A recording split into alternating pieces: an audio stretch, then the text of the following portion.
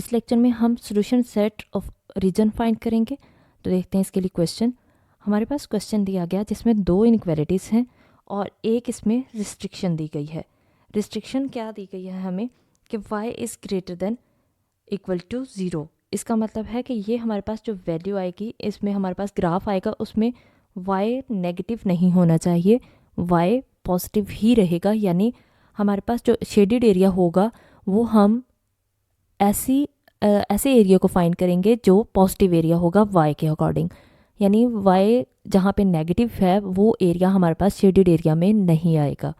हमारे पास जस्ट वो एरिया आएगा जो y एक्सिस पॉजिटिव होगा, जहाँ पे ये हमारे पास लास्ट रिस्ट्रिक्शन है। ये लास्ट इनक्वालिटी नहीं है, ये हमारे पास रिस्ट्रिक्शन है। तो देखते हैं इसका सोल्यूशन में सबसे पहले हम गिवन दोनों इनक्वालिटीज़ को एसोसिएटेड इक्वेशंस में लिखेंगे। तो ये हमारे पास इक्वेशन 1 बन जाएगी, ये इक्वेशन 2। अब हम इसके एक्स इंटरसेप्ट और वाई इंटरसेप्ट फाइंड करते हैं वन बाय वन। तो पहले हम इक्वेशन 1 का एक्स इंटरसेप्ट फाइंड करते हैं। तो एक्स इंटरसेप्ट का मतलब है कि एक्स एक्सिस पे y की वैल्यू 0 होगी, तो यहाँ पे हम y की जगह 0 पुट करेंगे। तो 2x माइनस 3 इंटू 0 आएगा इक्वल टू 6। तो यहाँ पे कितना हो जाएगा, 2x इज इक्वल टू 6। तो 2 यहाँ पे मल्टीप्लाई हो रहा है, जब दूसरी साइड पे जाएगा डिवाइड हो जाएगा, 6 से डिवाइड होगा तो कितना आएगा 3। इसका मतलब हमारे पास पॉइंट क्या मिलेगा, x की वैल्यू 3 आई जब y 0 था। अब हम y इंटरसेप्ट फाइंड करते हैं। तो y इंटरसेप्ट में x की जगह क्या पुट करते हैं, 0। हम इक्वेशन 1 में x की जगह 0 पुट करेंगे तो 2 into 0 minus 3y is equal to 6 आएगा। और यहाँ पे minus 3y is equal to 6, क्योंकि 2 से मल्टीप्लाई होगा 0 तो 0 हो जाएगा। 0 माइनस 3y, माइनस 3y बचेगा। अब माइनस 3y के साथ मल्टीप्लाई हो रहा है, जब इक्वल की दूसरी साइड पे जाएगा तो ये डिनोमिनेटर में आ जाएगा। और 6 डिवाइडेड बाय माइनस 3 कितना होता है, -2। तो y की वैल्यू -2 मिली जब x 0 था। ये हमने इक्वेशन 1 के x इंटरसेप्ट और y इंटरसेप्ट फाइंड कर लिए। अब हम इक्वेशन 2 का x इंटरसेप्ट फाइंड करेंगे। तो x इंटरसेप्ट के लिए हम y को 0 पुट करेंगे इक्वेशन 2 में। तो y की जगह क्या आ जाएगा, 0।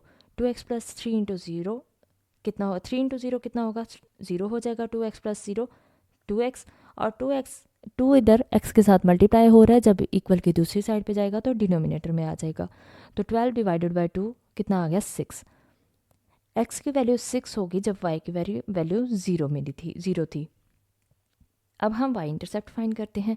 तो हमें पता है कि y एक्सिस पे x 0 होता है, इसलिए हम x 0 पुट करेंगे इक्वेशन 2 में। तो 2 into 0 plus 3y is equal to 12। 2 को 0 से मल्टीप्लाई करेंगे, इसमें ऐड करेंगे, 0 प्लस 3y ही आएगा।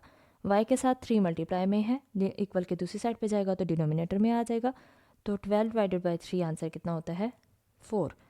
अब x की वैल्यू जब 0 थी तो y कितना मिला, 4। ये हमारे पास पॉइंट आ जाएगा इक्वेशन 2 का। अब हम इनके टेस्ट पॉइंट फाइंड करते हैं। तो टेस्ट पॉइंट के लिए हम जस्ट इनक्वालिटी यूज़ करते हैं। तो फर्स्ट पे हम इनक्वालिटी यूज़ करेंगे, फर्स्ट वाली, 2x minus 3y less than 6। 0 0 इनमें पुट करेंगे तो 2 इंटू 0 माइनस 3 इंटू 0 0 हो जाएगा, क्योंकि ये भी 0 होगा, ये भी 0 होगा। 0 माइनस 0 0 ही आएगा। तो यहाँ पे आ गया 0 लेस देन है 6, यानी 0 छोटा है 6 से। और ये ऑब्वियस है कि 0 छोटा होता है 6 से, इसका मतलब ये ट्रू हो जाएगा। जब भी इनक्वालिटी यानी टेस्ट पॉइंट ट्रू होता है तो हम कह देते हैं कि graph of an inequality will be towards the origin side. जब भी ट्रू होगा तो इसका मतलब है कि ओरिजिन साइड पे होगा। हमारे पास जो ग्राफ शेडेड एरिया आएगा वो ओरिजिन साइड पे आएगा। अब हम इनक्वालिटी 2 में भी टेस्ट पॉइंट के थ्रू टेस्ट पॉइंट हम चेक कर लेते हैं, यानी इसको टेस्ट कर लेते हैं।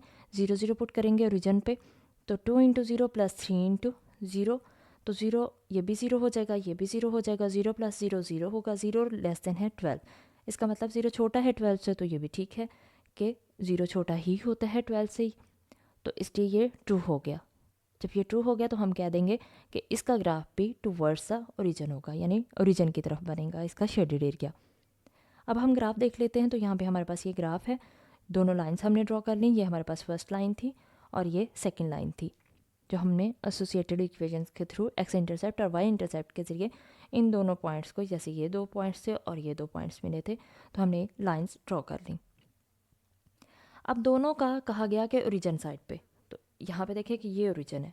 अगर फर्स्ट लाइन की बात करें तो फर्स्ट लाइन में हमारे पास क्या आएगा, शेडेड एरिया, ये सारा शेडेड एरिया है, ठीक है। और वाई इस सेकेंड लाइन में हमारे पास शेडेड एरिया ओरिजिन की साइड पे ये आएगा। ओरिजिन का मतलब है ये ओरिजिन है तो ओरिजिन वाली साइड पे सारा एरिया आ जाएगा, क्योंकि ये अपर वाली साइड पे यहाँ पे ये एरिया नहीं आएगा, नीचे वाला एरिया आ जाएगा ओरिजिन वाली साइड पे। अब यहाँ पे देखें कि ये हमारे पास कॉमन एरिया कौन सा बन रहा है।